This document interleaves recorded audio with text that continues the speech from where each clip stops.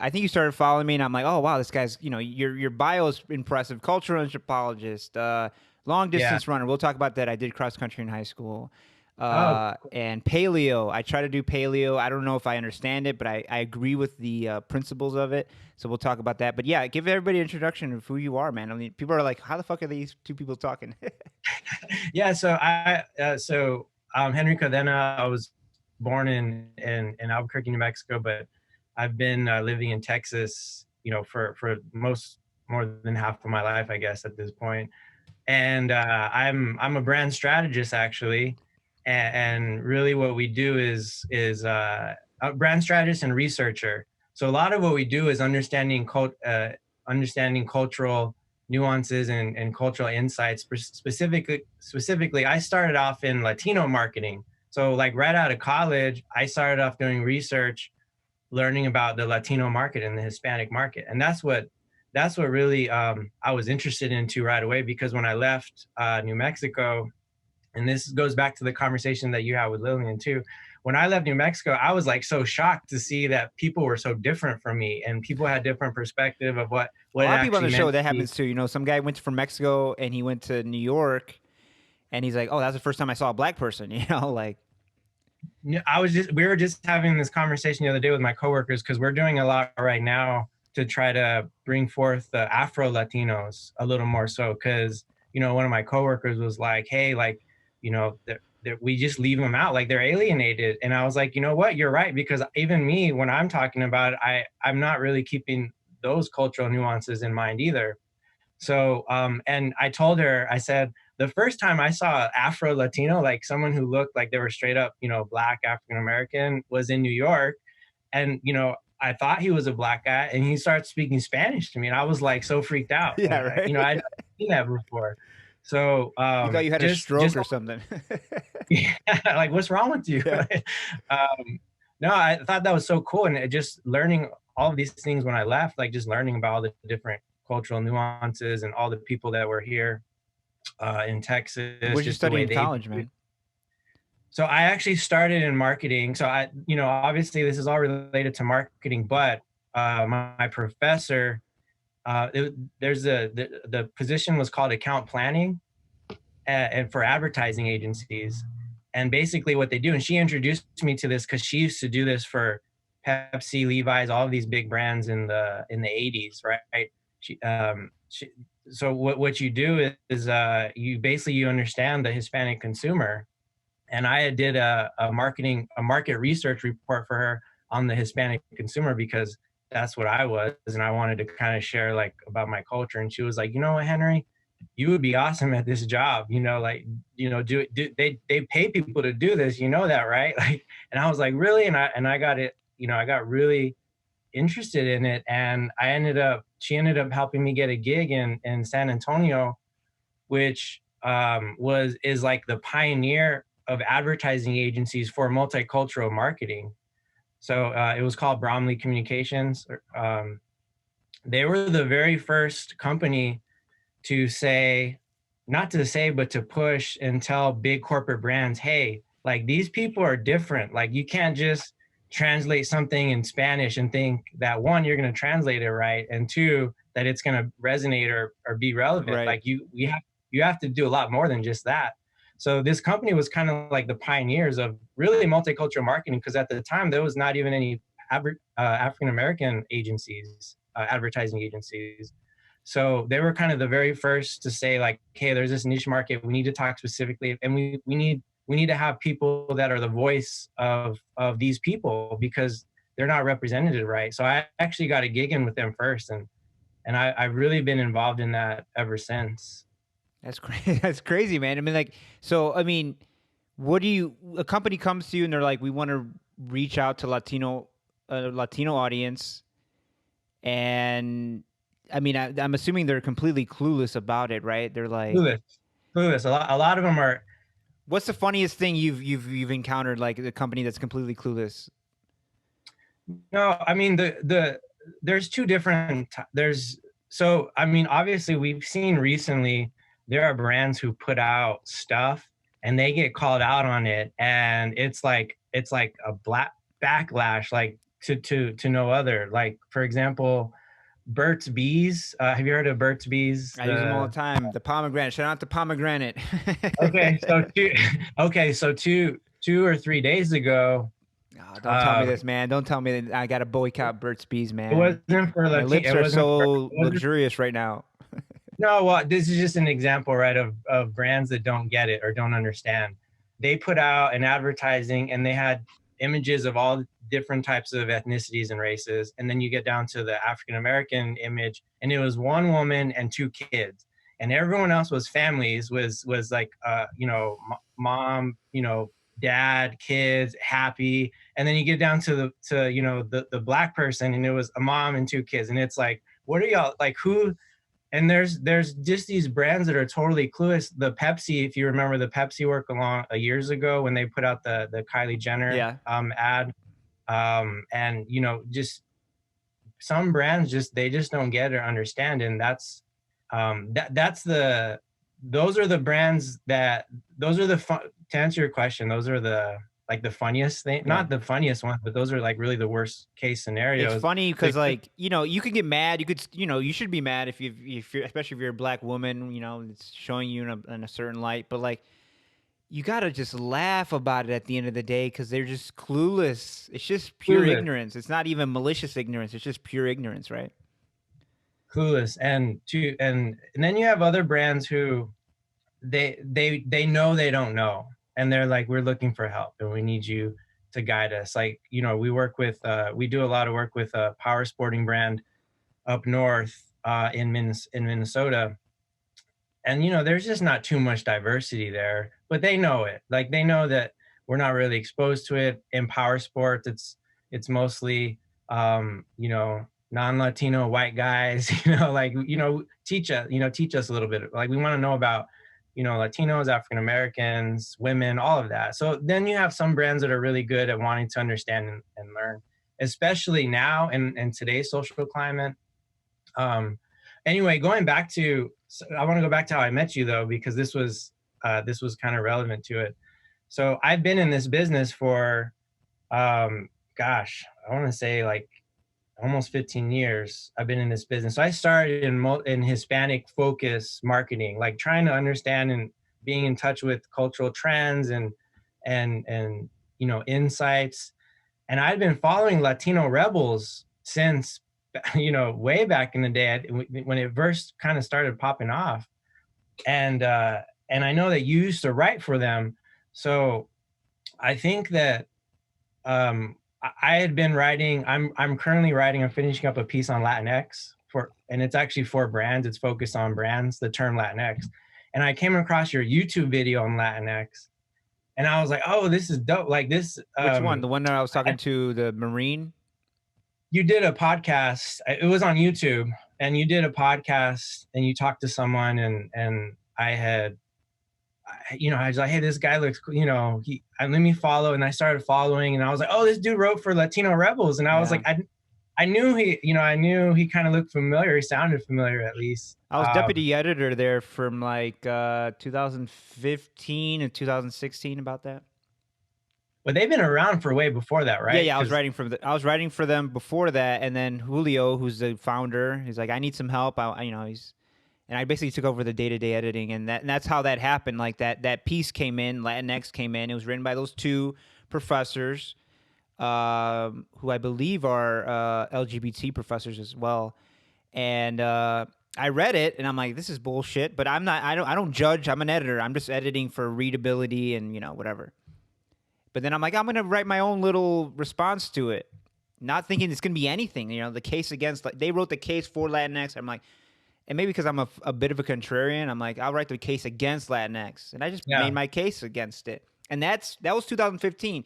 And I still get people talking about that. Out of all the stuff I've written about, I really don't care what people use. It annoys me. It annoys me for people to think like, oh, if you don't use Latinx, you're a bad person. You're against LGBT. You're against women. Like, that's ridiculous, You get negative stuff still on you on that? Really? Most of it's negative. Most of it's negative. Yeah, I'm because I'm a cis male. I can do no right. So. I hear you, but you made some really good arguments, and my point, I had been following that conversation since probably the time that you wrote about it, because that was when I started hearing about it. And Yeah. at the time, I was kind of like, oh, this is interesting. Like, I thought it was a social media kind of deal. Like, oh, I'll see it on social media. Like, let me, I'll follow, I'll follow. I really didn't think anything of it. But then when it started to get really closer to me, like, and then all of a sudden I started hearing people at work use that term to label everyone. And then I started seeing brands use it to Well, label brands everyone. have to use it, right? If they, because a study just came out by Pew that only like 3% of Latinos use it, right? Only 20% know what it is. So a majority of Yeah. people, Latinos, don't use that term, no, even know what it is. But as a brand, you have to cater to that minority, right? Or else you're going to get a backlash. Well, not necessarily. That's the thing is, um, so one, if you're a brand and if majority of your consumers that you're targeting don't even know what it is, why would you want to call them that? So Right. anyway, my what I'm writing about is really more focused on like brand and corporate, like what they should be using, and the conversation. And I'm doing it with an open mind. Obviously, I prefer, not obviously, but I have my perception, my feeling about it is people can call themselves whatever they want. Right. I don't think the X is all. I think that I think that there are challenges and issues and problems with the language overall being gendered. And I think that we want to be respectful of everyone in our community, and the non-binary and trans community. We definitely want to be respectful of everyone. I don't think X is the solve. I think brands and corporate people kind of took it and ran with it, and without really understanding what it's like. This conversation's evolving within our own community. Like, Yeah. we're still learning about it. Right. And we're hearing it, unfortunately, most of us are hearing it first from a non-Latino or Latina, or a brand or a corporate company. That's the first time a lot of people in our community are hearing it. And you get put off by that right away, because you're like, who are you to change my name? But there is a lot of backstory and context, as you know, where it comes from. And there's a lot of fair push for it. I'm a proponent of Latina. I don't know what you think about Yeah, I've just heard that. It's a new one, right? Latina with the accent on the E at the end, right? it's actually being used in Latin America. And I think that that's a solve that helps solve, overall, the issue, because just the X with Latinx solves Latino X, right? Right. It doesn't really solve the problem of being a gendered language. Yeah. So, like you can start using, like, for amigos, you could start saying amigas, Yeah, I like had you could a start using the E for the whole language. So to me, that makes a little more sense. It's not alienating Spanish speaking people. And I'm more of a proponent for that. I think brands and corporations just need to understand the context behind what it really means, because a lot of our communities is offended by it, and a lot of it is due to because they're not really doing the homework to understand where it comes from. But a lot of them are saying to call it a racial slur right now. I mean, I was just calling Latinx a racial slur. yeah. IGN, the gaming brand, Yeah. they had put out something on Twitter recently about, and they had used the term Latinx, and it sparks a lot of emotions with the community. Like, don't call me this. Like, these are Anglo people trying to colonize our people and all this stuff. Yeah, Blah I've blah heard blah. it's they call it linguistic colonialism, right? Yeah, yeah, and people are getting so, like, Hispanics or Latinos or Latinas are Like getting we haven't so even upset. settled that, right? I mean, I have writers who use Hispanic. It depends on where you're from, right? You either identify as Hispanic, you identify as Latino. Like we haven't even settled that. So now we're moving on to Latinx with this word that is kind of invented. It's invented by the Academy and it's invented by corporate America, right? Or at least carried along by So corporate America. I think, from what I understand, the origins of it are still pretty unclear. Like, Right. people have, it's all he say she say, which Right. makes sense if it stems from activism. It makes sense, right? Like, you're not going to have like a clear definitive answer. Some people tell me it's from Brazil, some people tell me it's from Chile, some Argentina, some say it's stemmed from the Chicano movement. Some, but no one really knows for sure. my hypothesis is that it did stem from Latin America. I read that it stemmed from activists crossing out the O on wall murals, Mm, crossing out the O, and it, obviously it looks like X, Latinx. right? And I think that it was meant to do that, but what academia probably did was take that and run with it. Probably, probably more so here in the U.S. than Latin America, because in Right. Latin America it's still not used, No. and it makes sense that it's not used. Latino It's isn't not. used in Latin America. We keep bringing that up. That, Latino is not used in Latin America. yeah, that's true too. Probably not as often, but people here know what it is, Right. and Latino is easier to pronounce in Spanish. So Yeah. there's a lot of challenges, but to your point, we haven't even solved the complexity of our culture is just so much to it Yeah. that this adds another layer to it. Yeah. And but I think, like I said, I think Latina is I think one, Latinx to me reminds me of the Chicano movement back in the in the 70s when it started. It stemmed from activism. It's still used today, but just by that segment of people. Like, you would only call Chicanos the Mexican American population, probably more so in the Southwest by where you're at. Right. They're the only ones that really use, There's and New Latinos who don't Mexico like to be too. called Chicano, right? Depends on if you're from Chicago, And you then don't like to there's be called Latino. Chicano, right? Exactly. And like in New Mexico, I call myself a Chicano. That's what Right. I was, because that's what my dad used to And New call Mexico is us. right And in the epicenter of the Chicano movement, right? New exactly, Mexico, yeah. El Paso, Colorado, right? Yeah. And then when I moved to Texas, I realized that was an offensive term. Like, Chicano was offensive. Like, Isn't that they crazy? didn't want to be called that. To So one culture, it's a point of pride, and to right next door, it's an offensive term. You know? I think Latinx to me reminds me of that, or it could be that in the future, where it's still going to be used, but just with that segment. But my whole point is, we shouldn't group everyone with the term with that yet, because we still don't. I think it alienates the Spanish speaking people, and that's really what the community feels like. Yeah. I mean, and I don't even like talking about it because it's like, who cares? Like Yeah, no, if you want to call me Latinx, fine. I'm not going to use it to identify myself. But if you want to identify me as Latinx, whatever. Identify me as a fucking unicorn. I don't give a fuck, right? Like, whatever. yeah. What your labels do not define me. They just help you fucking wake up in the morning. I don't know, but It's hard for our community for yeah, sure.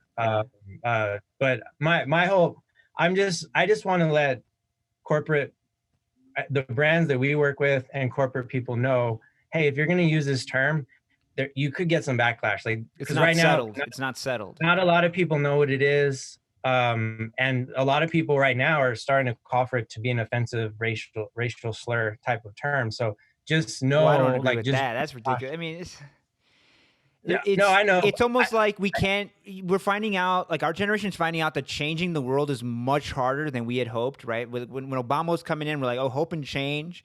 We're going to have this kumbaya moment. And then it didn't happen. And we're like, oh, fuck, society is more entrenched in its ways, and then, it's not going to change in our generation. So now I feel like we fall back to this war on language. And Yeah, it's, and there's also this urge in people, good or bad, left or right, liberal or conservative, to control people, right? To say hop on one foot, to do this, to do that, use this word, now use this word, now use this word, like whatever.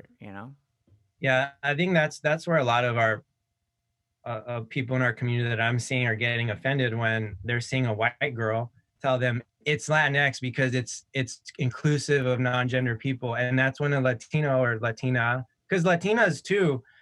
I mean, there's a sense when you say you're Latina, like, that's like power, right? Like, Right. it's like Latina, like, there's a lot of pride in that in itself.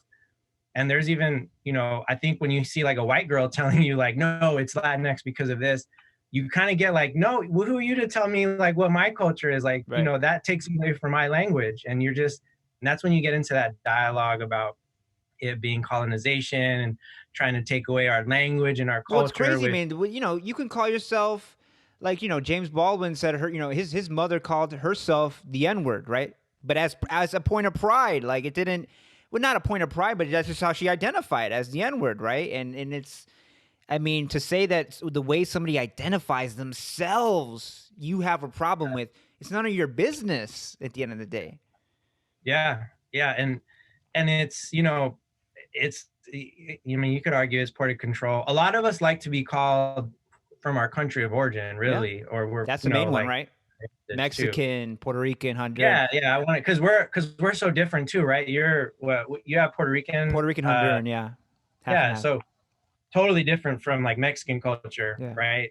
Or just just kind of Latino you are, right? Having been born and raised in Albuquerque is different than the kind of Latino that I am, being born and raised in Chicago. Yeah, like you Lillian was calling herself a Nueva Mexicana, which I totally understand what she means because we're totally different Yeah, compared to other, other people's experiences. So it's just a tough conversation and I get it. And again, my job for what I do is I try to bring what's happening in on the ground with our community, like what are the people saying, right? yeah, And this is the reality of this is what if X is the solution or not, or right or wrong, that's besides the point. Like you need to know that this is happening. Like yeah, you have to know the context right. behind what's going on. So if 3% of people only know what that term is and you're making a campaign using that term, people are going to be like, well, who are you talking to? Like what is that for? Or they're Yeah. going to be offended. So and I'll go way connecting back to how this That's started. how the show That's how goes, man. That's how the show goes. I came across you, and then I started following you, and I realized that yeah, you were on Latino Rebels, where I've been following them for years, and so yeah, then happy to be on the show now. Yeah. 30 minutes in. Yeah. um, I mean, I wanted to talk to you about distance running. I don't think I've had a distance run around. I mean, do you've run marathons and stuff like that? So I ran cross country too, just like you. What was your Uh, 3 minute? What was your 3 mile? oh man, back in high school, that was, I think it was my fastest time was like 1920 or something like Yeah, I was that. It in the wasn't same too. range. Yeah. Oh, really? I was gonna say it wasn't too good. Yeah, I wasn't But a star athlete at all. But writing. I mean, I was gonna say writing, but yeah, running. There's this whole thing that like even a lot of writers, a lot of artists run. A lot of people. There's just benefit of running not only physically but mentally, right? Because your body's telling you to stop. This sucks. Go home. And if you just running is especially distance running is just practicing shutting up that voice and just taking it. And I find that had I not gone through cross country in high school, I would probably be a very different person today. really, wow, yeah. I mean, I can see that point for sure. You, I was a basketball player, and they told me that you either can play football or run cross country in the off season. And I Yeah. didn't necessarily really want to play football. Um, and because there's a lot of time and dedication to that. And I started running cross country, and I ended up being really good. I don't know what kind of Native American genetics, because Yeah. Yeah. I have some Native American. My grandma was actually half Native American, and they are so good at endurance sports. When we used to compete in high school, they were always like the top in the top echelon. But when I started, I just went out and I actually ended up being pretty good at it. I just had the endurance built for it. But to your point, it really is mostly it was a mental thing more than anything. You just kind of have to shut out certain voices in your head, and you Yeah. just get out and you get it done. Um, It's like and I was reading something about when they broke the what is it, the 4 minute, when they broke it took us so yeah, long to get the 4 minute mile, right? It took so long, ages, right? But then when they broke it, I think the next year 100 people broke it. So it was just a mental thing. It was just a yeah, mental barrier in people's heads. And there's really is. Who knows how fast you can go in a mile? Who knows, right? It's because purely mental. Like physically, who knows how fast you could probably do a sub 3, maybe, but it's all mental, right? it's interesting if you think about, like, they always talk about how we've evolved to be such better athletes. Like in basketball, they talk about that, right? Like, oh, the athletes today are way better than they were in the 80s, so the competition was better. But I mean, really, when was that 4 minute, or when was that mile record really recorded? It was recorded a long time ago, Yeah, right? Like from what I remember, it's been around for a while, and it 50s or just something like that. some of that? Yeah, it just and think about, we just barely broke it. So um that kind of shows you the well, I mean, it's really talking about how much we've evolved. I mean, there's only so much you could do. A lot of it really is the mental aspect of it too, Yeah. because it at this point we're not talking physical, right? Because if the argument is that now we're physically more gifted because of science, because of supplements, all of that. Well, that's still not the case because we just barely broke the the mile Right. time recently. So it must not be physical. It must be something else. And I mean, and yeah, put any, put John Bones Jones in the octagon with a fucking Neanderthal or a caveman. He's gonna get demolished. He's not gonna leave with his fucking eyeballs intact. You know what I mean? Yeah, yeah, yeah, exactly. Which leads me into the conversation with paleo. Yeah, there you go. Bravo, bravo. um, I really love that about when I got started with paleo. It was around 2011 time. Oh wow, you've been But doing it for a minute, huh? yeah, I have been. I mean, I was one of the when I kicked myself in the head all the time because back in the day I was really involved in it, and like social media, I had a blog and all of that. I was getting like followers back before like there was the IG, you're the IG influencers or Yeah, yeah. stars. It was just kind of like starting out. And people were always telling me like, Henry, like you should do this like more like full time. Like you could be like the guy version of, all of these women Instagrammers who are all about health and fitness. But I was like, I have a job, like, like I have to feed, I have to feed myself and I have to make a living. And but now I kick myself in the head because everyone, there's so many like people are making money off of this stuff, like Yeah. YouTube videos and stuff. But so back in the day, for paleo, I was really involved in that scene, and I Explain would what go paleo play. is for people who don't know. Yeah, paleo is in a nutshell. They call it the caveman diet, which is why I'm connecting it back to we were talking about Neanderthals. The caveman diet, it goes back to eating um, what comes from the earth. So if it if you didn't pick it, if you didn't grow it, if you didn't kill it, basically you don't eat it. It's like living like the way a caveman would, like, right? They wouldn't like go microwave some Tostino pizza rolls or something like that, Sounds right? fucking good. Um, yeah. So it's just eating very fresh and natural, and I Yeah. and I got into that back in 2012, and So what's it your was daily really diet like? I mean, what do you eat in a day? now I'm a lot more paleo-ish because the thing that I've learned in my journey is balance. So like I used to be like super strict, right? Like I would never hardly have any cheat meals. If I did, it would be like one. And I was always working out, blah blah blah. Really strict. And I legit, I mean, I was really fit back then, but then mentally too, it takes a toll. Like you have to think about happiness in life. Um, it not I was missing out on going out with my friends to hang out because I wanted to make sure I ate healthy at home. Yeah. But then I started to realize I missed out on some times with my friends, which being happy is also important to be Yeah. healthy. You're at Like home you with a have fucking six pack and your friends out having a great time. well not yeah, well not even a six pack. I'm at home with a salad or something or a mango. Yeah. And and your friends are out, having conversations, doing this, talking to people. That's healthy. I mean, we need that. And I learned that over the years that you can't just be strict all the time. You need balance in life. You need friends. You need to go out, hang out. You need to enjoy that, whatever it is that you like to enjoy. If your pleasure is like a glass of whiskey or whatever it might be, Yeah. for me is wine.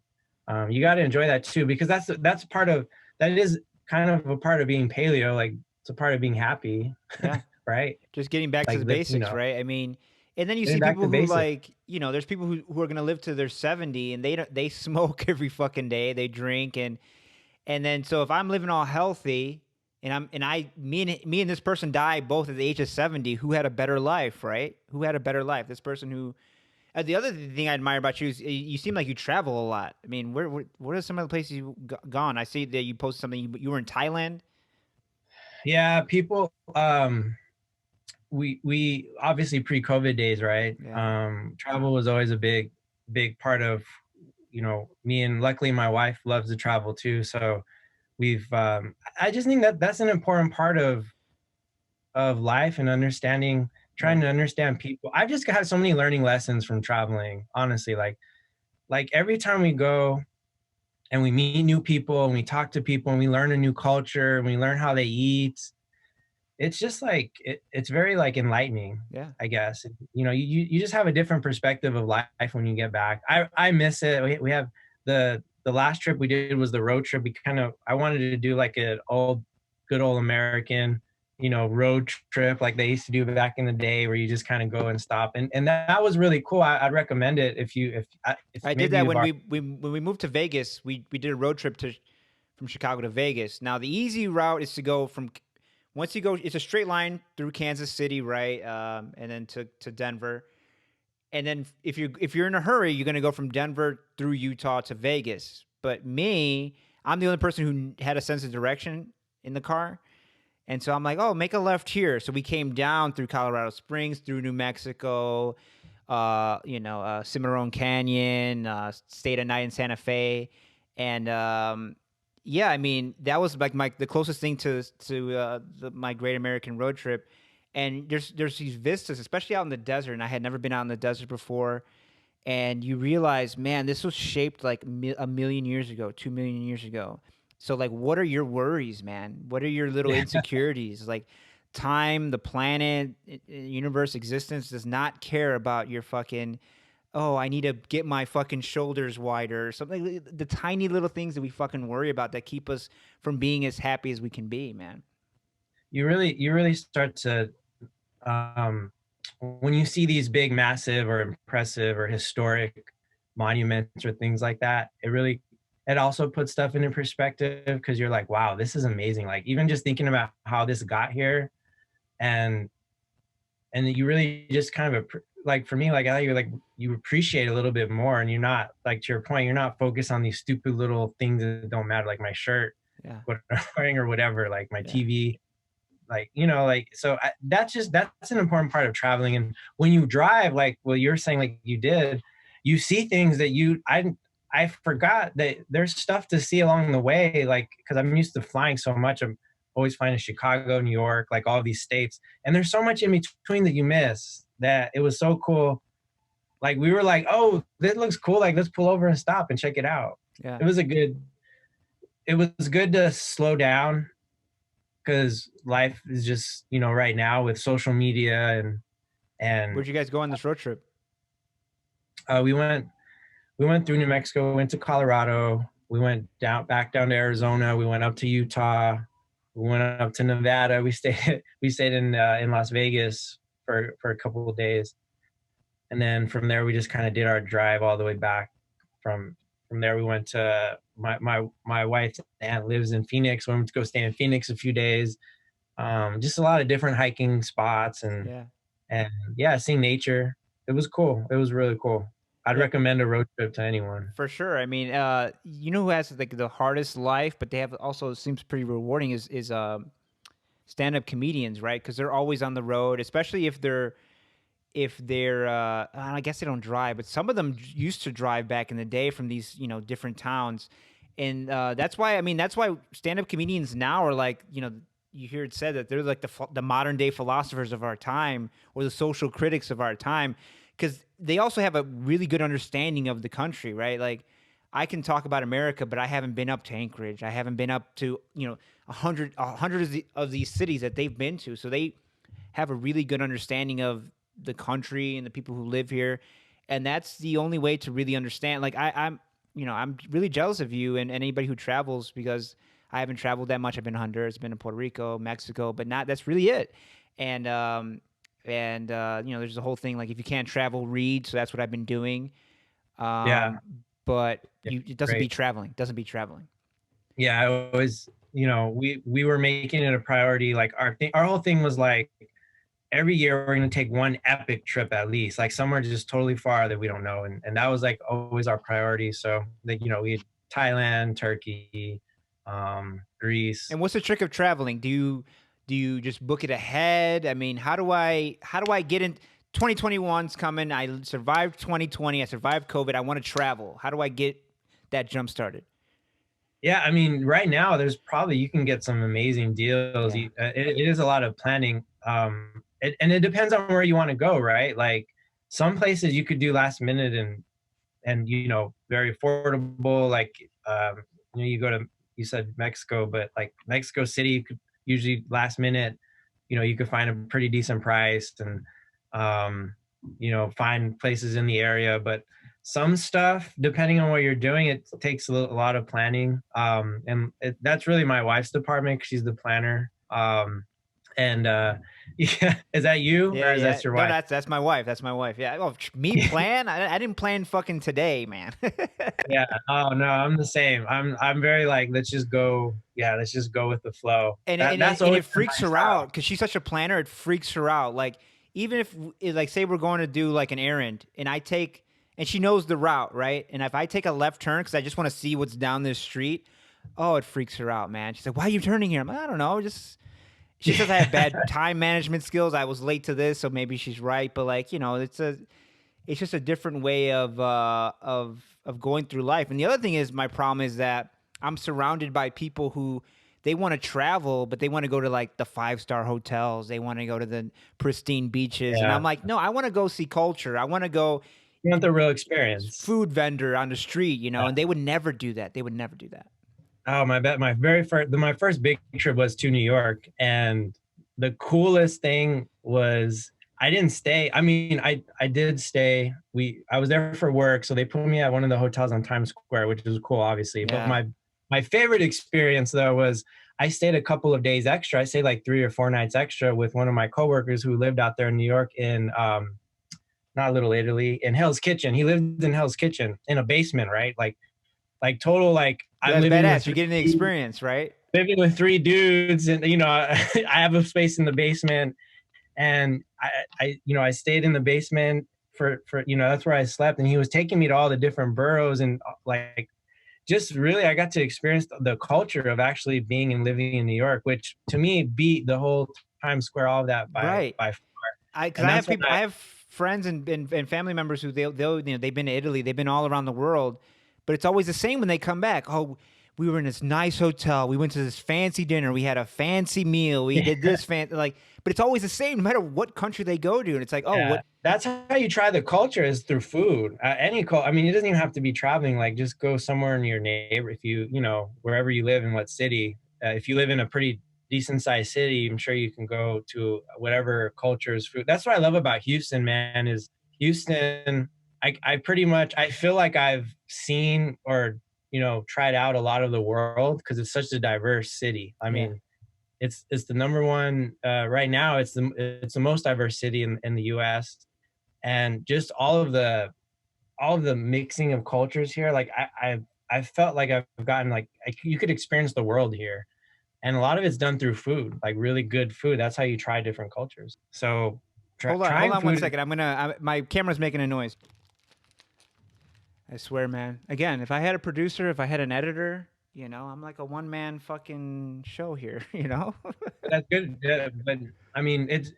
What I've learned, and I don't apply to this, is it's more for What I've learned, but I don't apply this. for That's me, social dude. I learned media. so much that I don't apply.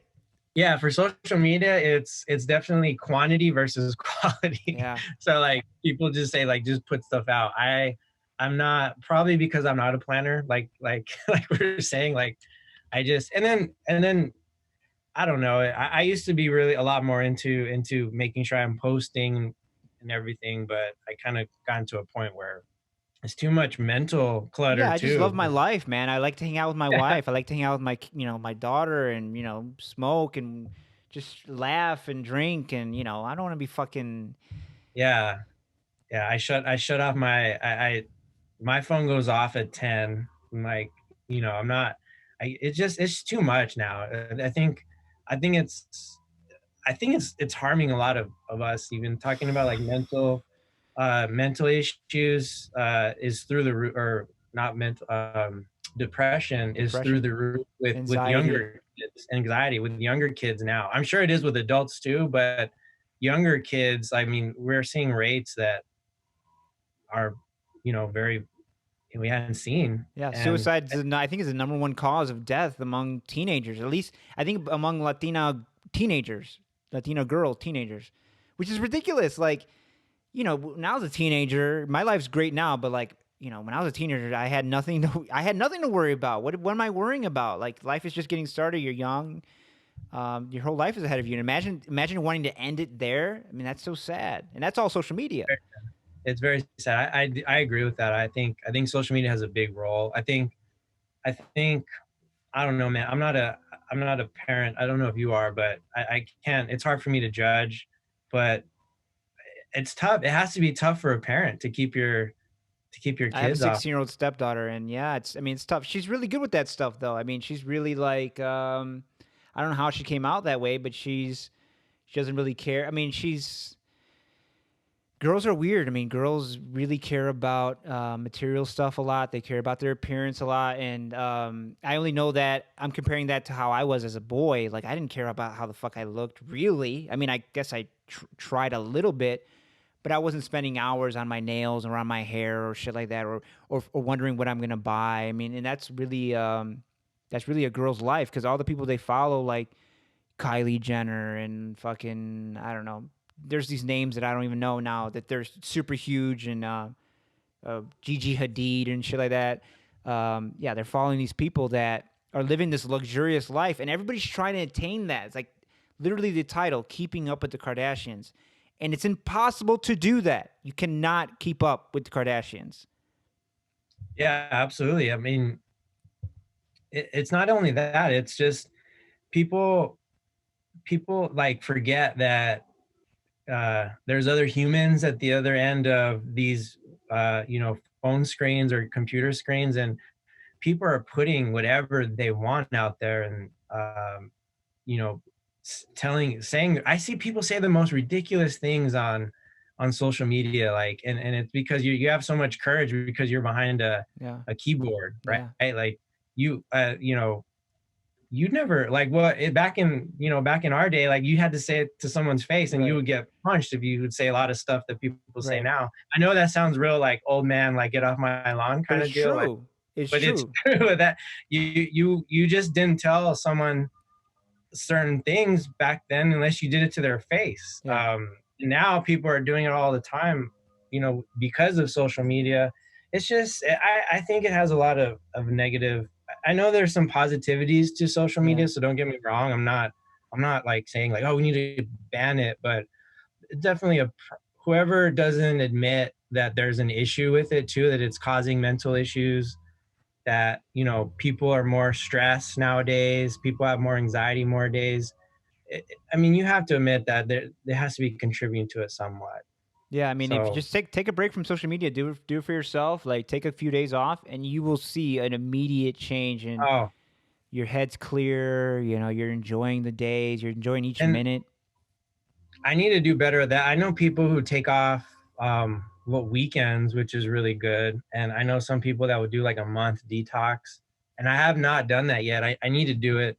My problem has always been, and it's more of an excuse than anything, is work. With work, I have to kind of be up Yeah, with what's going on. yeah. That's kind of my job. Like I have to know what's going on. I have to know what's happening in culture.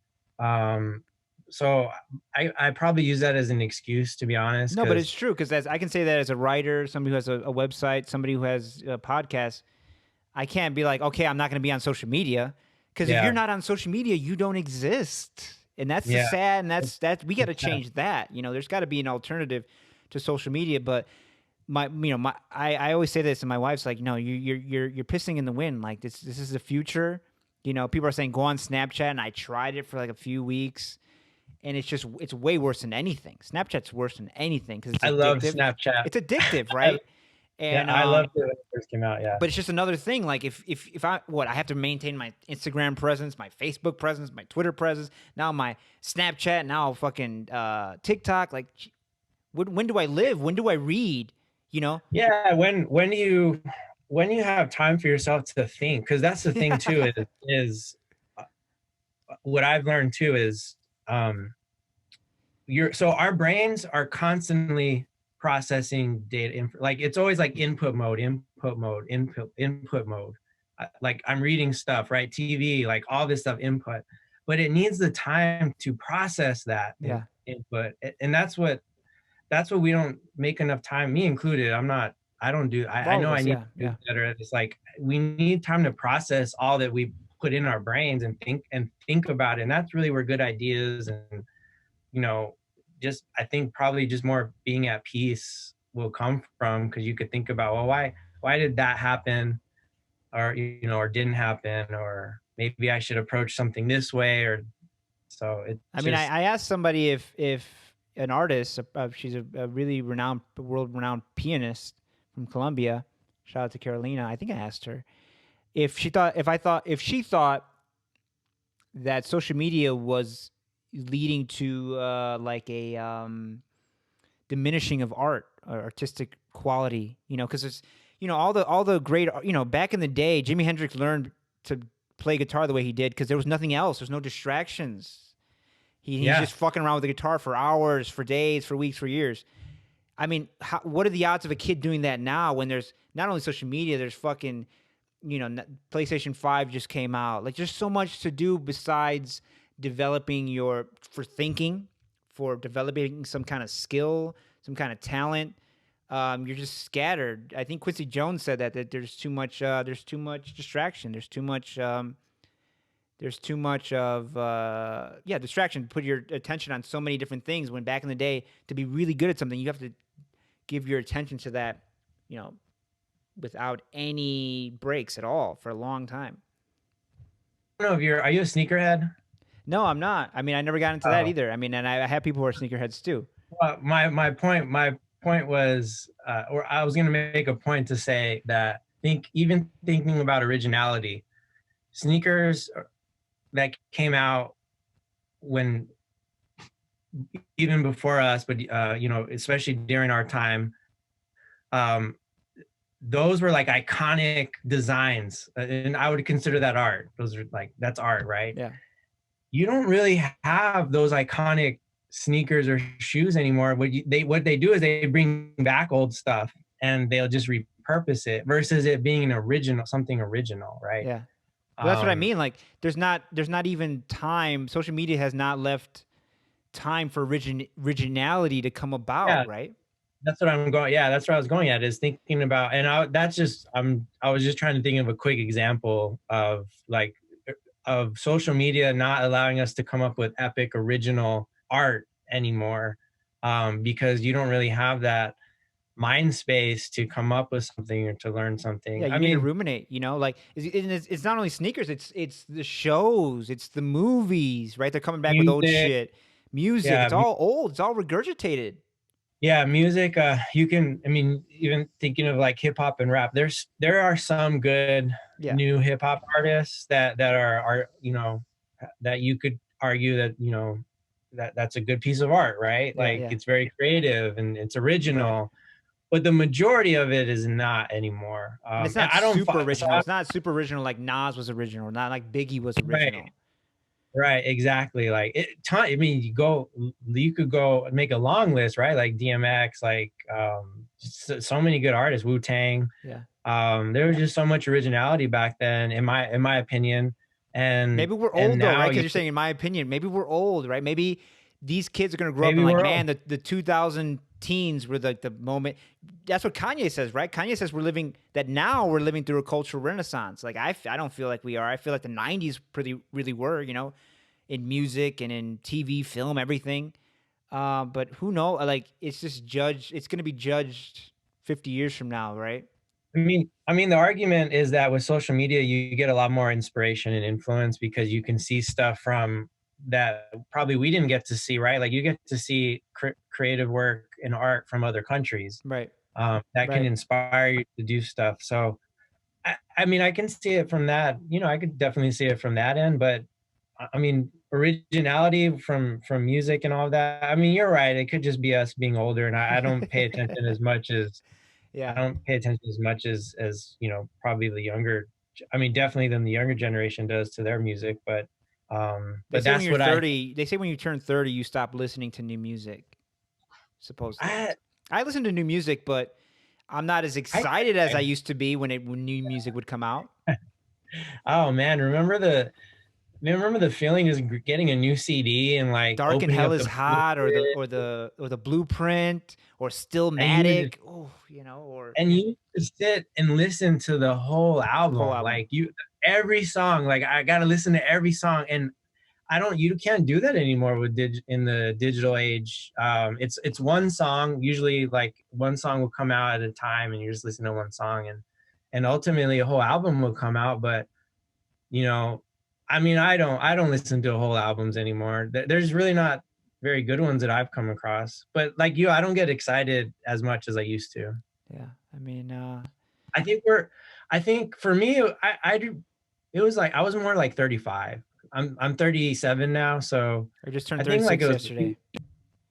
yeah, I think like a few years ago I was kind of like done with music, and I don't know if it was because there was a lack of artists that I was really into anymore, Yeah. or it just wasn't good anymore. I don't know. Yeah, what I spend my music attention now on is like digging through like the 50s, 60s, 70s, 80s, 90s stuff that I might have missed, right? And discovering things.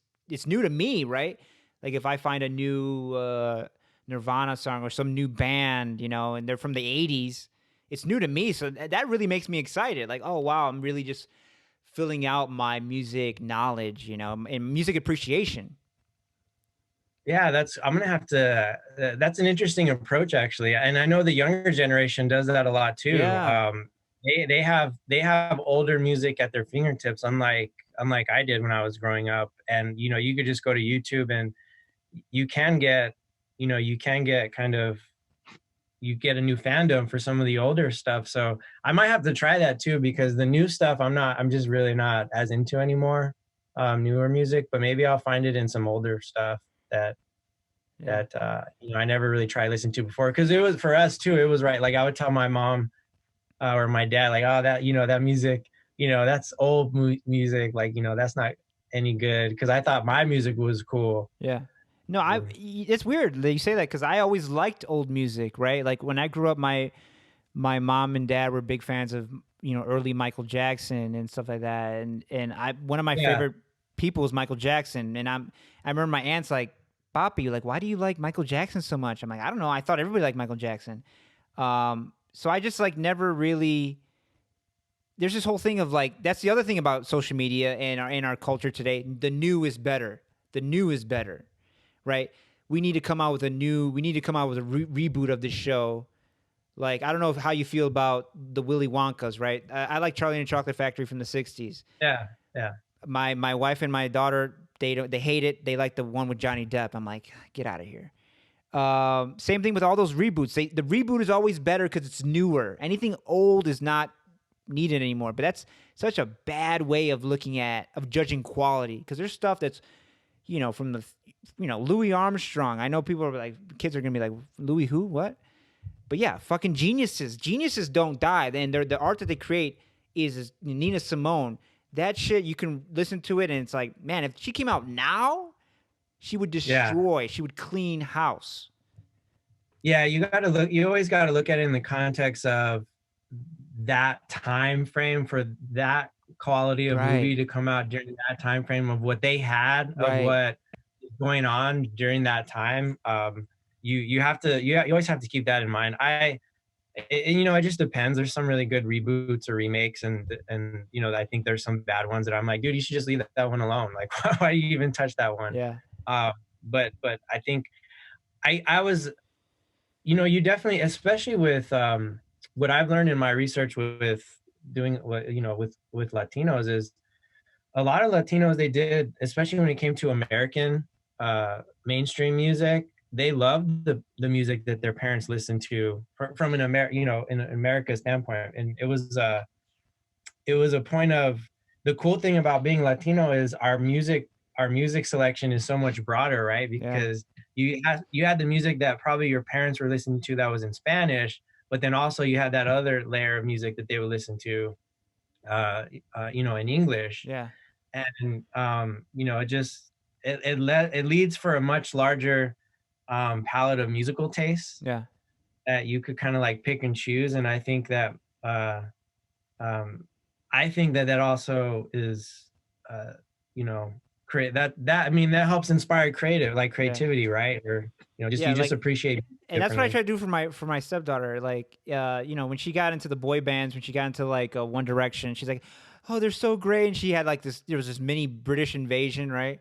Well, I guess there was 5 seconds in summer. They're from Australia, and I'm like, "You want to hear a boy band? You want to hear a good boy band?" I introduced her to the Beatles, where I introduced her to Nirvana.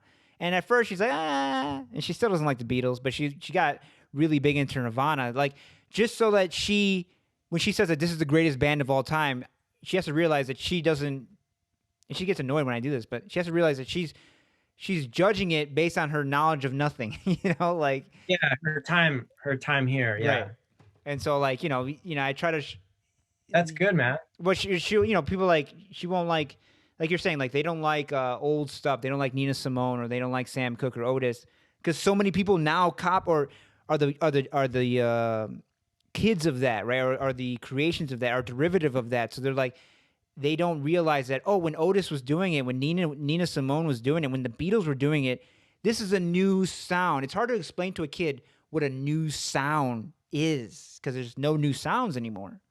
Yeah, yeah, no, that's totally true. And I think, yeah, I think it's just to it's good for you to be exposing her, even though I'm sure she probably doesn't get it. Like She I hates it. didn't get it at the yeah, and now and thinking of myself, it wasn't it was just kind of like that was my parents' generation and this is my generation. My generation's cool. But I think when you start, especially when you start to when you grow a little older and you start really appreciating things, and it's good for you. I think it's good just to share like broader perspective on, well, hey, these people really aren't good. I mean, these people are good because they were inspired by these people who were inspired by the Beatles or Yeah, whatever it is, right? yeah. Like, so, Just show her that and then, evolution. yeah, and then when you know that, or when you acknowledge that, and then when you go listen to a band like the Beatles, you start like I was saying, like for them to create that back in that time, like especially in the think of the social climate they were in back then. Yeah. Like like that for them to create that back in that time, like with limited resources. Oh, like I love all of the like Rocket Man. I don't know if you've seen that movie or the one Bio Rhapsody. Yeah, yeah, yeah. The Bohemian Like Rhapsody, those yeah. are Bohemian Rhapsody. Sorry, Bio Rhapsody. Bohemian Rhapsody. Like I love watching those movies because they're so. It's just so interesting to me And it's so how. annoying. Like, I've been listening to Queen for forever, and I was listening to Queen, and one of my sisters-in-law, heard me listening to some song, and they're like, "Oh, you saw Bohemian Rhapsody?" I'm like, "No, I've been listening to them forever." Like, but there's people who didn't know about Queen until that movie came out. Didn't know about Elton John until Rockin' Man came out. I knew Queen. I knew Queen because that was my dad's favorite. That was one of my dad's favorites. So I always knew of Queen, but I did not know just the story and just seeing how he was and how he lived and whatnot. That's just always been so interesting to me. Like I love. I It's know I might hilarious be how, like, into how like his. they play Queen at like football games, basketball games, right? We Will Rock You, or Yeah, We Are the yeah, Champions, and these are all these super masculine, probably homophobic men, and they're listening yeah. to Queen. It's That's fucking, true. Yeah, that's I never, irony. It's beautiful irony. never thought about it. Yeah, that's cool. I mean, think Yeah, about that. And that's what music does, right? it's the Like most music, powerful art form there is, man. yeah, it brings us all together. It doesn't matter what color skin you are, whatever your beliefs are. Yeah. Um, it just, that's the great thing about music is we can have these conversations like that, like That's the one thing like I this. always wish I could have done, is become a musician. I'm learning guitar, but I'm not gonna be a fucking John Lennon over here. I'm not gonna even be Never know, Ringo, man. but Practice 10,000 hour rule. yeah, but it's You know hard to do about that that, when right? you're. It's easy to do that when you're a teenager, when you're young, and you got plenty of hours, man. It's either that or whack off, right? But when you're an adult, you got shit to do, man. You don't got 10,000 hours, man. Yeah, I tried. Did try the piano. Yeah, it's hard, man. I did learn it, but you know, it's like you got to just keep doing it. And then I tried the accordion for my grandpa because Wow. my grandpa played too well. Um, but that's a really hard instrument to learn. So I still might try Because you're to pick it keying up. it and you're controlling the air in it, right? Yeah, Oof. you need a teacher. I need a teacher for that for sure. I Yeah, mean, that's the other thing that we're my, missing now. Our generation is we don't have mentors, right? We don't have anybody who's like, this is who showed me guitar. This is who showed me accordion. Like now, like you yeah. can go on YouTube, but it's not the same as a mentor. It's not the same as a teacher. That's what I learned because my grandpa taught himself. My grandpa just I don't know. He just has that musical ear, and he taught himself to do it. And he was just when he was talking to me, he was just kind of telling me like, yeah, so like you do this, and you know he was telling me the keys. He was like, yeah, take this paper. I was like, Grandpa, I'm not gonna remember any of this. So I tried the YouTube thing, but you're right, like that's not helpful, and you need some kind of mentor or teacher to be with you to help you with some of these things. And I hope to do that with the accordion at Yeah, some point. But it'll be like you better. said, we need time, man. Yeah, we need time, man. We You need know, time. and then there's people are always coming up to you. Hey, did you see this on Netflix? Did you see this on Hulu? Did you see? No, man, I didn't. You know. Oh, you know. Have you seen Schitt's Creek? I haven't. You know, I saw a few episodes. Oh, you got to watch the whole thing. Probably, but I don't have the time to watch the whole thing, man. I just don't. I'm sorry. Yeah, I try to limit. I mean, obviously you have to be smart with how you spend your time. So if I am gonna watch something like on Netflix, I hope or I try to make it be at least somewhat like I'm gonna get some kind of benefit of it Yeah, outside of just I'm not just brain dead watching, you know, yeah. like you're just kind of sitting staring, like Well, it's waiting for like it to go. paleo, Like, right? You're trying to not eat processed foods, right? Something that's pure yeah, and raw and good for you. And you want that from everything, from your TV, right? You don't want processed TV. You don't want processed music. You want something that's going to benefit you and takes, I don't know where I'm going with that, but like, yeah, I mean, I think the last thing I watched, for me, the greatest show that I ever watched, and I'd probably watch it again, but I haven't watched it again, is The Sopranos, right? Like, and if every show could be like The Sopranos or Breaking Bad, but not even Breaking Bad, Sopranos. I didn't watch The Wire. There's all these shows. There's these books I want to read that books, man, books. books. I have so many. There's so many that I want that I have on my list to read, and I have them, but you know, the time and the mental space, it's tough, but it's so important to read. Like it's so important that I think you know, for me personally, I don't think that I do enough of it. And but then I'll find I don't know if you do this, but then I'll be listening to a podcast or someone will recommend another book. Like today, like you know, one of my coworkers was like, "Oh, you got to read this book." So I'm like, "Oh, all right, I'll write it down." And then I buy it, and it's just an added book on my on my shelf Yeah. that I have to just stop buying books and just actually read them because otherwise I just keep buying the books and I There's don't some Japanese term for that. It's from like the 1700s where it's like literally buying books and not reading them, just collecting them but not reading them. But what I do is I keep like whatever new book comes in that I have to read, I'll keep a stack somewhere where I pass by all every day, and it's just there, man. And it's That's a good idea. I don't put I it in have the a shelf because if I put it in the shelf, it's gone. I'm not gonna see it ever again, right? what's the last book you read or the last good book that you read? Oh, that's hard. I mean, I went through a Bukowski phase, and Bukowski, everything by Bukowski, everything by Hunter S. Thompson, I could read and reread. New books. Um, it's a good question. I mean, I read a lot of the new books I read are mostly history. I don't read a lot of fiction. Again, so what I'm doing with music is what I'm doing with books, right? I'm going back through trying to read the classics, trying to read, all the fucking what's his name? I can't even think of his name. Yeah, I'm just trying to read everything that I would, I'm trying to think of the old man that I want to be, right? I'm trying to think of the old man that I want to be, and then building towards that from now, right? I want to be that old man who's read all these great books and knows all this great music, and I'm not that now. So, I mean, the last great book I read, I don't know if you read Notes from a Dirty Old Man by Bukowski. I've heard Fucking of it. great Heard book. of It's it. just him. He's Bukowski is probably, and people are gonna be like, "You're fucking crazy." He's probably the great last great American poet. You know, he's talking about American society, and he's writing in the 70s, but it's happening now, right? It's happening now. But yeah, and I always give it to my brother. I give it to somebody. I'll send a book to somebody who I think needs it, because you know, books. A really good writer will let you know that you're not alone. Like everything that you think you're worrying about, oh, somebody worried about this 50, 100, 200 years ago, right? Montaigne with his essays is worrying about the Yeah. same shit that I'm worrying about, and that was 500 years ago, right? But yeah, just to sit down and read a book in quiet for 2-3 hours, that's like an ancient way of life now, man. Especially with social media. I don't.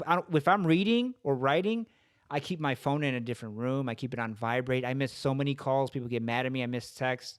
And I'm like, I just don't have it on. I don't have notifications on. Yeah, that's smart. That's smart, man. That's the way to do it. It's all about, and I read this in a book actually. You know, you have to try to control, let your phone or social media, you control that. Don't let that control you. And Yeah. that's, you know, you have to, there's apps that you can get now that you block certain But then that's just um another thing, right? Get this app so they can block other apps. Like, yeah, I mean that's true. You could look at it like that, but you just have to be smart with it. It takes time. It definitely but takes it's like time it to goes do back all to that. the running, right? There's this voice in your head: pick up your phone, pick up your phone, pick up your phone. Just like the voice when you're running: stop, stop, go Do, home. You got to shut that do, voice off. do you follow David Goggins? Oh yeah, that motherfucker's a beast, man. Oh, he's a beast. I got into him probably, I would say, the past few couple of months. I didn't realize I read a book. I read a book by with Jesse Itzler. He had wrote a book where he invited, it turned out being David Goggins. I didn't know. He invited a Marine to live with him just because he wanted to learn from him, like learn his life, because he had just saw this badass dude crush an Iron Man, and when he was finished, he had all this energy and like all of this stuff, and Jesse was like, "Hey, I want to know, like, how do I do that?" Like, like, Yeah. so he asked him to come live with him, and it was such an awesome book. I love that book.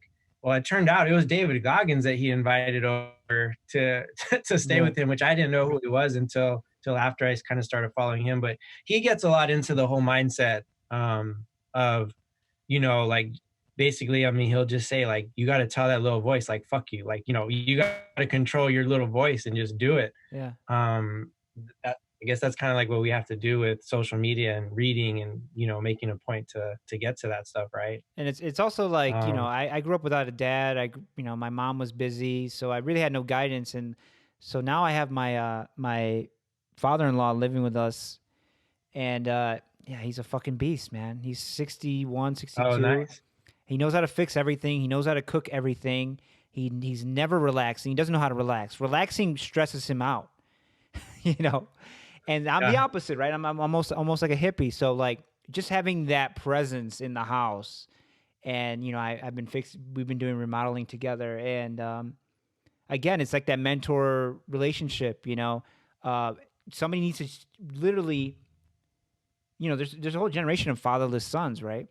And yeah, you know, we miss that that presence, that mentor saying, "This is how you live. This is how you attack a day. This is how you attack yeah. a week, day in, day out, week in, week out."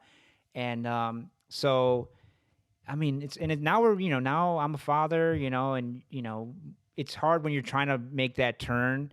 I don't know. As I'm a cynical person, I think civilization's on the way down.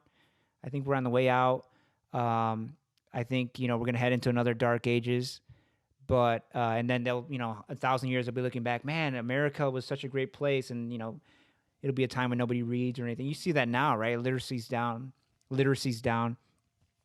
I mean, Um, but I mean, even not even just taking a step back from mentors, like even just guidance on being a man, right. like I feel like the whole masculinity thing also is missing from a lot, because and not in a negative, I'm not talking about like in a negative way, like being, you know, machismo, like in our culture, No, right? Like like we're a good man. I mean a good man. I mean like taking care of what needs to be taken care of, Yeah. you know, and you know, a good character person. Yeah. And I think that also is what we're missing a lot. Even me too. I did have my dad, and my dad taught me so much, and he, you know, I love him for everything that he taught me and talked to me, and I learned a lot of good stuff from him. But I think he would admit too that there was some stuff that he didn't do right either, that he could have changed, or that I realized that I don't think that he was right in a certain way. But you learn from your Um, dad's mistakes too, right? You know. right, exactly. But then where's my dad? Why was my dad making those mistakes? Probably because of his Right. dad's. So it's really, it's more guidance for being a man or being a guy too. I think that that kind of gets watered down now, and there's been some really good books that I've read about that, around. It's not being a man. It's just like masculine. You know, being, having the masculine side versus the feminine side, and Yeah. picking, which side are you, and yeah, just thinking about things differently, and yeah, just being a good person overall. I think that our culture is missing that a little bit, And that's missing more social of that media, guy. right? Because social media is all about image, right? And you can't show character in an image. You can't show character in a video. Character is, you can't see it, right? It's just the proof is in the pudding, and that doesn't show up in a little image or a 5 second video. You know? And nor it shouldn't. I think No, I right. I think that we need to be spending yeah, this goes back to like, if we're old, like we're probably just old, right? Like we need to But there's nothing spend wrong with time. that, man. Like we're not that old, right? We're at that. We're like, if we're an avocado, we're just turning brown, right? Like, and so Yeah. people should listen to what the fuck we, we've been here for a bit, so we have some experience, man. The thing about our generation, I'll say this, is because I do a lot of generational work too, with like millennials versus boomers versus the Gen Zers or Centennials, that's the newer generation, right? The thing about our generation, our version of millennials, because millennials is very broad. There's like an We're older older, millennials, right? yeah, we're an older millennial. There's younger Which I millennials. think is the best thing to be, right? Because we have a little bit of a Gen X in us, right? We Right. remember So Nirvana, we remember old school hip yeah, hop, yeah. So what I was gonna say is we know both of we know pre-digital world, and we know post. We know the world we're analog and living in. digital, right? Yeah. Yeah. So we have that better sense. Whereas the newer generation, they only know like this. Like this is the only thing I know. Like social media, all of that, This and goes that's away. how I'm they grew lost. up. I don't know. I can't ask Google anything. Yeah. So I'm not gonna say that's a better thing about us. I'll just say that's what makes us unique. So we have that sense of, we have that context, right, of what it was like before before all of this. Yeah. And for me, not being connected to your phone or always looking at it, or going out and enjoy, dude, one of the best experiences I had was when we visited Greece. And the it wasn't an experience, but it was just a moment that we realized no one was on their phone. Everyone was just sitting down talking, having coffee, like smoking cigarettes. But we were like, where are the phones? Like, where are people, texting and all of that? Like, no, they were just having conversations with like what you're supposed to do as human beings. I mean, we came from, our entertainment used to be storytelling back in the, like Oh back in the caveman man, days, yeah. No, right? but Like yeah, storytelling, being like at a sit around the bonfire fire. back in high school or something, Yeah, and yeah, sitting around a fire telling stories. That, and there's a sense of connection that, yeah, you can argue that social media, you can build connections, but not, I don't think the bonds are as tight yeah, as, as what it is now. And even what we're doing now is through digital, and I think that at least we're having a conversation, right? Like it's not just, yeah. I mean, I think that today's kids would have a problem doing this, right? Talking to yeah, one person. I mean, there's problems with eye contact, right? Yeah, there's problems with I probably there's have that. no. I mean, no. I mean, you've been making eye contact with me the whole time, but like a lot of kids, they have problems with eye contact. They have problems initiating a conversation, right? Because it's just you Yeah. don't have to do that. You can just like and comment. There's no conversation. Yeah. Yeah. Yeah, no, it's true. One of the you appreciate this. You called yourself a hippie, man. So if you said you're a hippie, I was involved with this community farm here in Houston. It was in the Fifth Ward. The Fifth Ward is it's a lower income. It's a ghetto. I mean, it's a lower income community, very run down. This was probably about 5 years. This was 2013. There was this hippie farmer dude, right? That he had this idea of, I'm gonna take this land, which was, it was a big abandoned warehouse, and it had all of this land, and everything around it was run down, you know, everything looked ugly, right? And he was like, I had this idea of just starting a farm here, like an urban farm. And laid down the he laid down the dirt for it. And he just started talking to people, and it ended up turning into this big community urban farm. So what happened was, people in the community who already lacked resources to organic or fresh foods, if they came and they helped plant or pull weeds or help around the place, like, they gave them all the food that they needed or wanted, right? Like, they didn't care. His name was Farmer Joe. We called him Farmer Joe. He was not doing this. He was not doing this for profit. He, like, legit had this idea of, I just wanted to help the community, and I wanted people to come in and talk and have conversations. And when I went, I thought he was the coolest dude ever, and I thought it was the coolest idea that I can pick fresh food, fresh organic food, right? That we were growing. I used to go there, and I loved it because I was meeting people from all over, and we would just have conversations and talk about stuff. Like, I learned how to do irrigation, do irrigation piping in a backyard, because a guy, we were all volunteers, like, people who had money too. They legit like coming to this place just to help out. And I learned, I learned how to build a brick oven for a pizza. Jesus. Because there was people that went there and they did that, and they kind of showed me. They went through the process, which I want to do that at some point. But it was so cool because it was this community. It ended up not necessarily being about the food. It ended up being about the exchange of ideas and conversations and people and how to do certain stuff. And it was the coolest thing ever.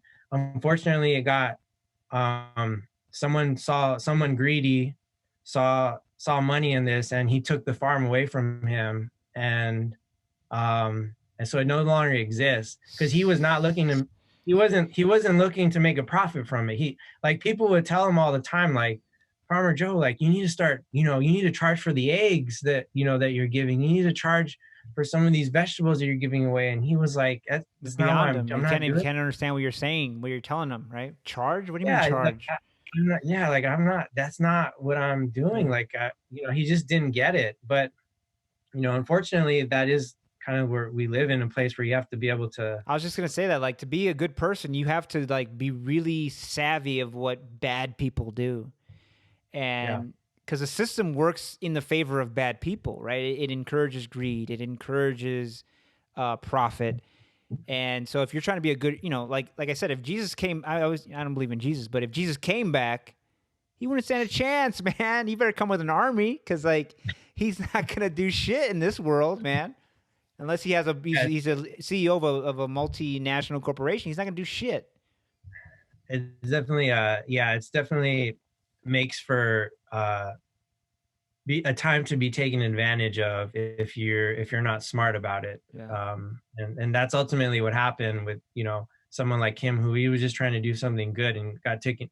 He didn't get taken advantage of. It was like someone saw profit in it, and they're like, hey, I can make money off of this. Let me buy it all out and profit, which they're not making anything from it anymore, because it all stemmed from a good seed. It all stemmed from people. And the guy who bought him out probably thought he was being an idiot, like Farmer Joe. Farmer Joe, yeah. Farmer Joe's being an idiot. Like, oh, he's an idiot.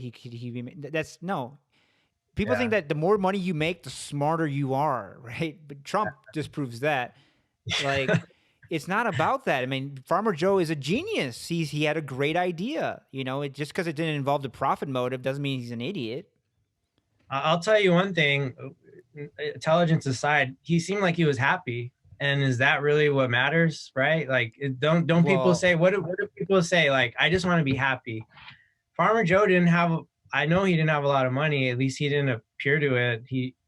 But he always seemed happy to me. Yeah, I mean, happiness for me and it should be for everybody, the main goal in life, the point to be as happy as you can be with yourself, and to spread that happiness, right? So whatever intelligence you got, whatever money you got, whatever power you got, use it towards that. And if you're not using it towards that, then you are an idiot, right? If you're using your money to make yourself more miserable and other people more miserable, then you're an idiot. Yeah, dude. There's an awesome Netflix document. Oh, it used to be on Netflix. It's called Happy. Have you seen it? Possibly. If you haven't, you should watch it because it basically it tries to identify where are people most happy around the world and why. Yeah. Why are they happy? And like they found out that after a certain like after your basic necessities are met, right? Like food, water, house, clothing, and like your four walls. After your basic necessities are met, which I think it was like $20,000 or $30,000 or something. It didn't really matter how much money you made in terms of how happy you were. Yeah, So, yeah, I saw that. but your It goes money like didn't. this, right? The curve, and then it just peaks out like at 25,000, right? And then after Yeah, that, yeah. So they were finding all of these. Actually, the people who were most happy were in these countries. I think one of them was in Okinawa. There was a city or an area that they identified was the most happiness, and there was another area down here in Louisiana, or it was close to Louisiana. It might have been on an island off the Gulf somewhere. I don't recall, but they didn't have hardly anything. But they were talking about why they were so happy, and it all went back to sense of community, having a sense of belonging where you were, like feeling like you were needed, right? yeah, Like in where you're at, and just having conversations with people. And it didn't matter, like the money didn't matter. It didn't matter if you're having grass-fed cheese or whatever. yeah, You know what I mean? Like, right. it was really interesting. I'd recommend you check that out because it was cool, because they were like, obviously the US is not up, like the US as a whole is not up there as far as the happiest Think about it. I mean, places. yeah, we're the richest, most powerful country that's ever been, and yet we're dealing with a massive mental health crisis. What does that tell you? Being the richest, most powerful doesn't have anything to do with happiness. That's the other thing for me. Like when I hear people talk about you know America, right? And especially when you get the Trump supporters, right? Like America's the greatest ever, and it's like, is it really? Like, if you think about it, are we real? I mean, I'm just asking the question, like, why do you really think we're the greatest ever? Because education wise, I don't think we're the greatest. From a medical perspective, I think there's a lot better medical centers in other countries. From a quality of life, from a happiness perspective, from what I've seen and heard, there's a lot of other cities and countries in Europe that people seem to be more happy, at least from studies that they've done. So are we really? I mean, we're the greatest for consumerism. Like, yeah, like we're the greatest at spending money and wanting to have the biggest things and wanting to have the most land. Yeah. That's what people say, right? Like, if you come from another country, one thing you appreciate about the US is, oh, you can get so much, right? Like, you can have all this land. Well, yeah, that's what America's about, is having a lot of stuff. And that's so indicative of American culture, right? Like, you'll see people from other countries say like, oh, the portions here are huge, right? But the food isn't necessarily that good, right? In France, they'll give you a small portion because they know it's fucking delicious. Right. Yeah. So does that make us the greatest? I mean, I don't know. Like, that's indicative of our culture, right? We have a lot, but the quality isn't as great as it could be. We have a lot of it though. Again, like you said, quantity over quality. Yeah. I mean, just think about it. Like, like, don't be so like, and that's always my argument. Like, don't be so like one-sided on things. Like, let's try to think, like, are we really the greatest? Like, let's legitimately, let's see how good our country is right now. It seems like mentally we're not doing very well. Like, people are, we were having the shootings, remember the shootings were happening like all the time. Like, it seemed like there was actually a really bad one in Las Vegas. We got like used to it. Yeah, Vegas had the biggest mass shooting in American history. El Paso last year or 2 years ago. And we were getting used to it. Like, every time it happened, it was really sad, but we were getting used to that. Yeah. And that's not a good thing to get used to, right? That's not a good thing to get used to. Yeah. So, I mean, it's just, I think it's just, I don't know how we got onto that, but no, but it's like these people are saying America's the greatest country that's ever been. for the same reason that my right to bring it back, same reason why my daughter is saying that One Direction's the greatest band ever, because she doesn't really know anything to compare it to. Yeah. She doesn't. These people don't know history. They're not. Yeah. I would guess. I don't mean to be prejudiced, but I would guess that they're not big readers of history, right? They haven't traveled much, so they think they live in some area of Tulsa, Oklahoma, and they think America's has to be the greatest, right? Because they're white and they got a little bit of money, so America must be great. But yeah, I mean, Yeah, not I think not all of them. I think some of the people who would say this, I'm sure there's some that have to be well traveled, but the majority of them, I agree. I think there's like this bubble that you live in, and when you only see here and you're only consuming media, which by the way, that could be like a whole nother conversation that I would get into with you about the media. But when you only see media saying certain things about, like for example, especially here in Texas, the media about Mexico is terrible all the time. Like it's terrible. And you would think that Mexico is the most dangerous place on the planet, right? Like that. And so a lot of Texans, especially on the border, would never be caught dead going to Mexico because it's such a bad, scary place. Now, don't get me wrong. There's some bad areas in Mexico. There's some corrupt area. There's some corruption that happens in Mexico. That happens in the U.S. right. That happens in. I'm from Chicago. There's places in Southside Chicago. You're not going to go to Southside Chicago. But here's an example. Here's an example. Like Juarez is widely known as the femicide capital of the world, right? But this one professor actually from the University of New Mexico was like, no, well, actually, there's, femicide rates in some certain American cities are way higher than in Juarez, right? But yeah, we call Juarez the femicide capital of the world. Like, it's just the way we Americans like to think of other places. Right. And Juarez is bad for certain things. Yes. But just like you said, they call Chicago Chirac, right? Like just like in Chicago Southside, that's a really bad place too. You don't go there. Does that mean the whole country is like completely off limits? Because I've had some amazing experiences and fun times in Mexico and I've been fine. I've done it all, like from driving long road trips, going to small little towns. Like I've done it all, and there's some good stuff too. So it's just you get this perception, you're fed what the media feeds you, right? So you kind of just live in this bubble or this area of what you think is reality. But sometimes we got to check ourselves, hear both sides of the story, even with the whole election thing. I'm trying to hear both sides. Like I want to hear all sides, because I think everyone got so one-sided in their thinking because they just followed a certain source or media outlet.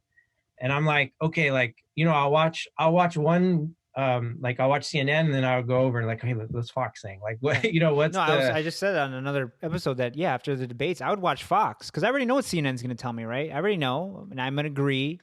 But Fox, let's see what Fox News thinks. And with the whole Trump thing, I mean, I think Trump's an idiot. Whatever I think about Trump, that doesn't necessarily transfer to what I think of his supporters, because his supporters are a wide collection of people. And some of them, they had valid reasons for wanting to be, I don't want to get into that. He's almost out. Let's not get into that. But like, everybody who voted for Trump is not the devil, right? And is not fucking racist, is not whatever, Yeah. And I think to your point, I actually, with another friend of mine, she was posting that she was trying to understand like the Hispanic Republican, because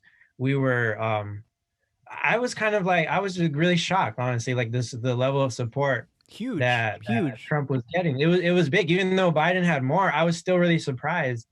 And I started reading a book. It was called The Hispanic Republican, because I want to understand like what is it about, like why, outside of because there is a narrative around like just being racist, and I think there could be a little bit of truth to that, because I think our culture is also very racist. Yeah, we live in a racist country, so we're all racist in a way, right? It's in the water. Let's say it's in the water. Well, even stemming from even Latin America, right? Like it's very bad. So I think there's some, there is there could be some of that, but I really do just want to understand what is it, because it's more about the party versus, I think, versus like Trump, right? Yeah. Like I think it's more voting for the party, and I think there are people that probably were voting just for Trump, but I just really want to understand. Like, and one of the things that I was learning in this book was that the connection to Republicans for Latinos actually goes back pretty far to you know, the uh, uh, I'm blanking on the president. I think it was Well, Reagan Roosevelt. did the amnesty. No, like even before that, like I'm talking like Roosevelt, like Oh, well. back in the day, like one of the old school presidents. It actually started because they were the ones that first kind of started planting that seed with the Republican Party, and it was the party of like Americana and USA and a lot of Latinos coming over from Latin American countries. That's what you want to be a part of. Like you want to be Americana, Immigrant you want to culture, be, especially Latino immigrant culture, is Republican, right? We believe in yeah. God, country, pull yourself up by Oh, your bootstraps, hard work, yeah. right? No handouts, nothing's for free, no free lunch. That's the other thing too, like faith, like family values. So, you know, there's just a lot of things that I'm trying to learn and understand. I Yeah. don't I hate when people are so like closed minded and off, like and that's the annoying thing about social media, right? Like no one has discussions. Like you say like your shitty comment to someone, or you say like no, don't do that, blah blah blah, blah, and like that's it. Yeah. Like it ends with it. Like you're Yeah. not really interested in learning No. the other person's point of view. But at the same time, those other people who are putting out their point of view, they're also being, you know, you can argue that they're also being ignorant too, because they just want to shove their agenda or their thoughts down your throat. Yeah. No, when Um, like as a writer, when I post something, I used to go back and forth with people in the comments and stuff like that. That's when I was younger and more naive and had more time. It was either going back and forth in the comments, reading or jagging off. But now I just write my thing, I post it, and people will comment it, and I don't whatever. This is what I thought. I'm not gonna get back and forth with you in the comments because we're not.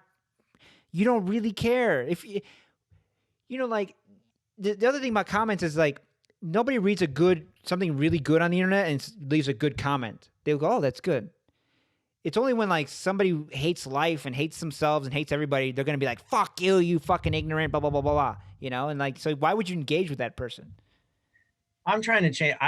I'll say for me, like especially recently, I've taken the approach where I'm going to try to have, and I've learned that you can also learn from people on it, but you have to pick and choose who you're responding to. Yeah, So I've tried to respond or comment on people who I know who can be one civilized right.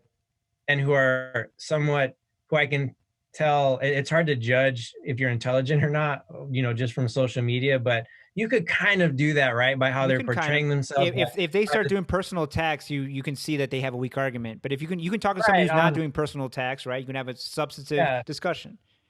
Yeah, exactly. So, and I've actually found that to be fairly high quality, where I could say, hey, thanks for sharing your thought or opinion on that. What do you think about this? Or I just think this. Like, what are your thoughts? And that's kind of helped me understand certain people's perspective. Like, we're talking about politics right now, and like the whole Latinx conversation. It's helped me. But again, you have to be smart with who you talk to, because there's going to be some people where they're just like, just completely shut off because it's stupid and it's dumb and it's, I don't like to hear it. So Yeah. that's it. And it's like, well, this was stupid. Like I shouldn't have Don't you feel stupid engaged too? at Like, all. and it's 30 minutes go by, and you're like, "Oh man, what the fuck was I doing? Why did I?" Yeah. But the one thing I like about Instagram though is like going back to creative is like, you can be a little more, it's visual. So Yeah, I don't have to worry so much about the stupid comments. I'm yeah. sure you don't have to as much either on Instagram. It's Well, it probably depends the on what other you one. post, right? So, yeah, you have to be conscious of what you post. Sometimes, I mean, the older I get, the less I care really about politics, which is funny. The more I know about politics, the less I care about it because I realize, oh, it's just a back and forth. It's old. It's as old as time, right? The arguments we're having now were in ancient Athens, ancient Rome. They'll be had in another 1,000 years. The world changes by tiny fucking millimeters. You're not going to see, unless there's a revolution, a global revolution, nothing's really going to change in our lifetime. And so just be happy and be good to people and and spread happiness and love and understanding, you know, and patience with people. And that's really all you can do, man. Because That's what we need more of, is spreading more positive stuff instead of you know, our brains are wired to always focus on the negative things all the yeah, time. And that's my whole thing, because it's survival mode, right? Like, you know, that, like, going back to cavemen, yeah, like, you know, that's how you survive. Like, you have to pay attention to what's the wrong things, because it could be harmful to me. So I gotta, you know, survive whatever it is. And with social media, it's just, you're constantly being bombarded by, probably there's a good amount of it is negative, and it's just trying to fill our lives with positive love, you know, fill it with love, good things.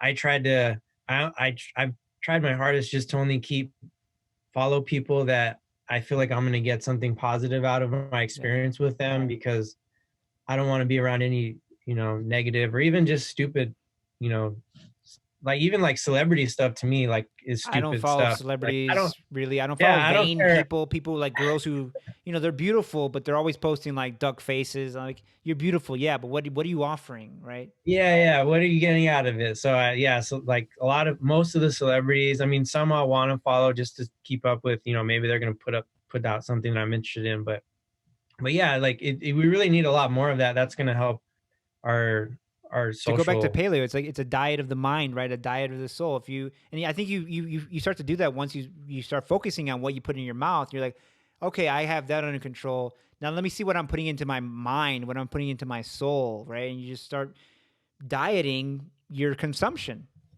Yeah, I love that, man. I think you have a good idea there. Like, if it's not already out, I've never heard of it, like Paleo of the Mind, because Yeah, it is, that is something that I think, um, I think that is a good market, and I think there's a tension with the majority of population of people who, I mean, look at these apps like Calm and Mindspace, like, they're making a killing right now because there's a need for this. There's a need for this diet of the mind. yeah.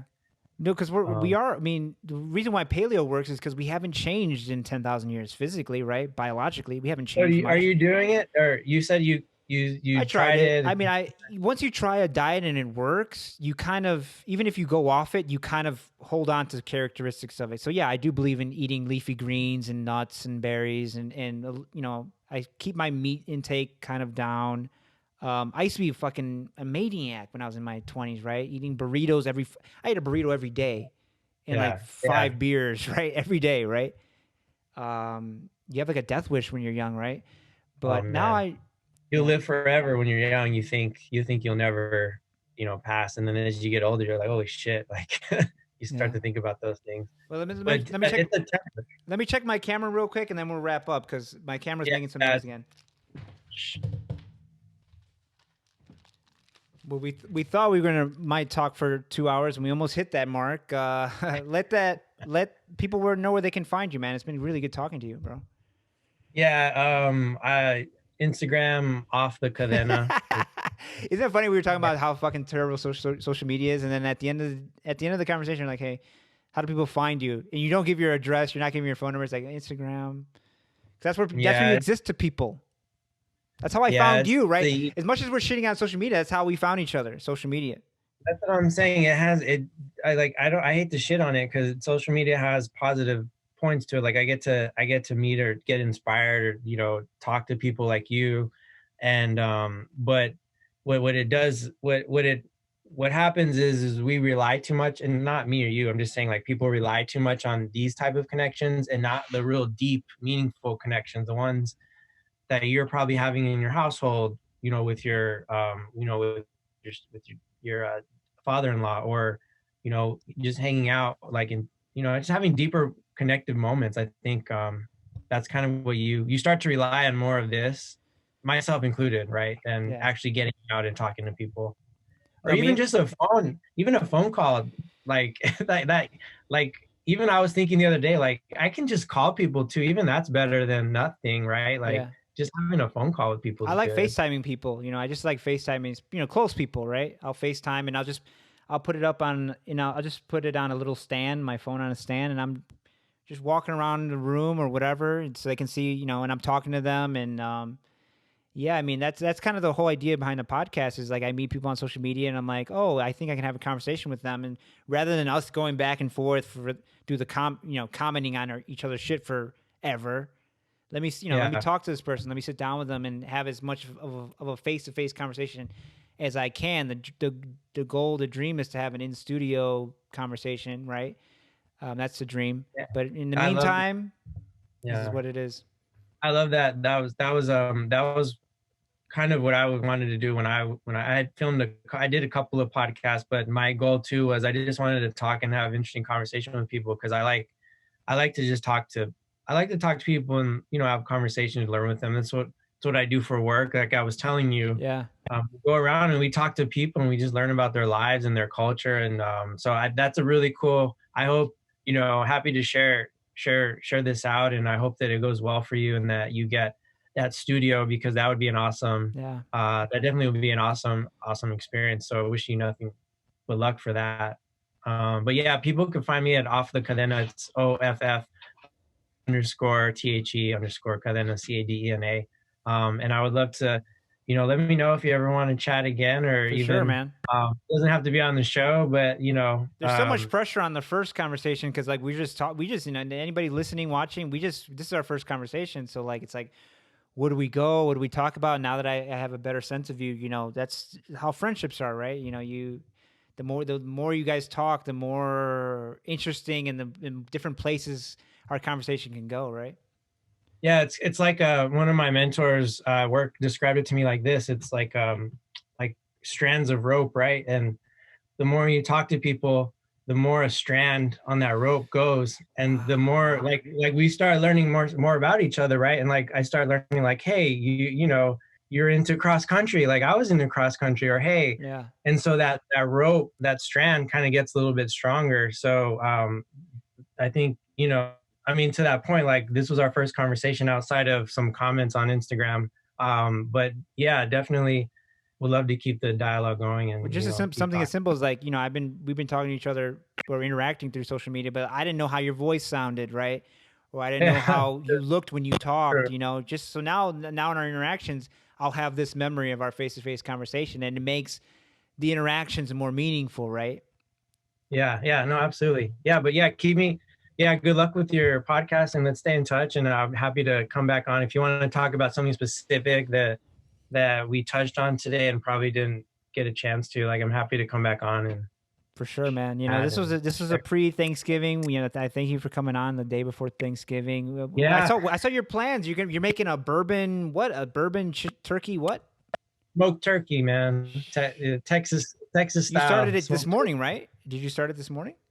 Start the brine. I put it in the brine this morning. This is my first time doing it, so this is a completely new You experience. might But poison your whole fucking household. I don't think I'll poison it. I've smoked before, but this is my first time doing the turkey like that. And yeah, actually, the mini bar delivery guy is on my way to deliver the bourbon whiskey because that's what I'll use to soak in the chips for the whiskey. And smoking, I mean, that's a big thing in Texas, right? oh yeah, it's huge. So Religion. it's like a really, yeah, me, yeah, this is religion. Barbecue is one of the food groups for sure. Yeah. All right. Well, if I'm ever through Houston, I have been in West Texas. I got to go out to East Texas. If I'm You ever need to through come to Houston, Texas, man. I'll hit you Have up. you never been? No, I never been to Houston. Never been to Austin. Never been to San Antonio. Dude, you got, oh my gosh, you have to come for sure. You'll love, I'm telling you, you love it here, all the culture, It's a the huge food city. I mean, here. it's about to pass. It might pass Chicago in this next census. It's passing, yeah, it's supposed to be passing Chicago soon. It's very big, but we'll take you to some of the best food spots. I mean, the food here is amazing. I'll just say that. Like we're really spoiled. We're really spoiled here with the food. Like it takes a lot to, you take a Houstonian to another city. Minus like I think Chicago, New York, LA. Chicago's pretty proud of it. We call ourselves the food capital of the world, man. And Chicago, Houston's been taking that spot for a while. It depends on the food. Yeah, yeah. It depends on the food for sure. Like Italian food, we can't like fuck with Chicago. There's no way. Chinese. Pizza and stuff. Chinese, I don't know. Maybe Chinese. I'll tell you, Vietnamese here, definitely not. Fucking with, you're not gonna beat But Vietnamese brisket, food here, but smoked it's not. barbecue. It's our barbecue. It's our fusion of foods here. That's awesome. So, Sounds good, but man. anyway, yeah, when you come down, man, definitely, I'll we gotta. Or I mean, try to come down, and at least if you're in the Houston area, you got to see Austin and San Antonio Yeah. too, at least. I got to see a Check it lot of out. places, man. That's what I'm saying, man. I got to get started. But thank Get you for started, coming get on, on it. and good luck on the turkey, and happy Thanksgiving, man. I'll talk to you All right, soon. you too. Same. All right, talk Peace. soon. Bye.